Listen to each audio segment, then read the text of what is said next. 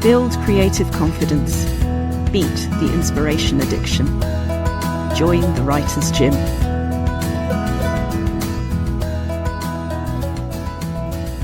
Sometimes I wonder if I'm giving inspiration a bit of a difficult time.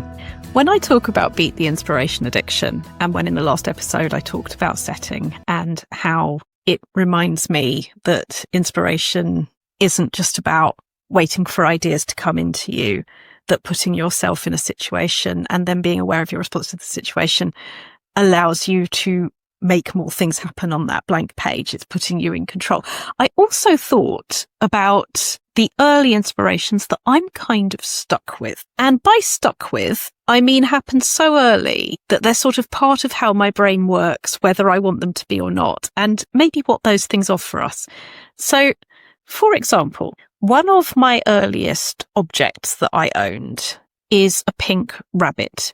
And you'll never guess what this creative storytelling young child who loved using her imagination called her pink rabbit. I called it Pink Rabbit. I'm sorry. I apologise to Pink Rabbit. Pink Rabbit, you deserve a more interesting name than Pink Rabbit. But we can't argue that I wasn't honest.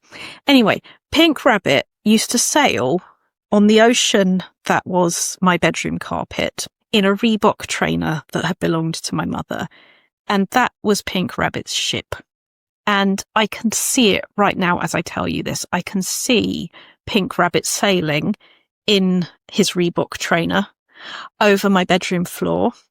And sometimes he stopped to pick up passengers or possibly rescue other toys from various situations because, that's what Pink Rabbit did in his boat for some reason. And I'm thinking about what symbols in there kind of stuck with me. Not so much Reebok trainers, if I'm honest. I'm more of a Puma and Adidas kind of girl, but certainly the idea of the sea, or at least water, has come back again and again. And I have no idea if that pink rabbit sailing in the trainer was the reason for that, or if the reason had given birth to that game, or where it came from. But if I consciously take that image now and decide who I thought this character was and what that boat was, and I challenge myself to write a story about a character that sort of evolved from that, it can be really interesting how the ideas take shape because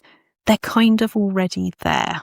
Another one, and one that if you're watching this on YouTube, you will see behind me already, although he's got his back to us, is the Snoopy lamp. Sherlock Snoopy. I think I knew about Sherlock Snoopy before I knew about Sherlock Holmes. And I wonder if the reason Sherlock Holmes turns up in my PhD and in the things that I went on to study was because he was a friend. He was something familiar because he was Snoopy before I had understood about crime fiction or gothic or anything else that became fun and became familiar.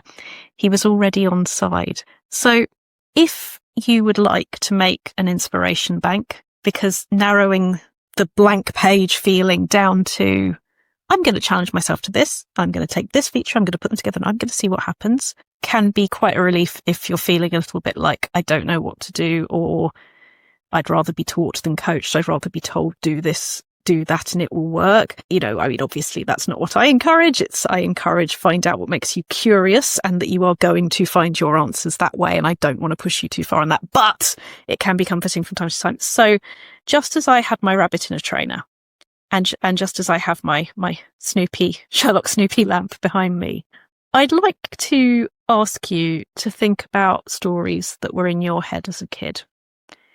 And please don't judge them. Please don't think, is this good enough, or is this original enough, or is this too crazy? Because it is what it is. And there's something interesting in there. And maybe there's a genre. Maybe it feels like fantasy. Maybe it feels like literary fiction. Maybe it feels like horror. Maybe it feels like crime. Maybe it feels like romance. Let it feel like whatever it feels like.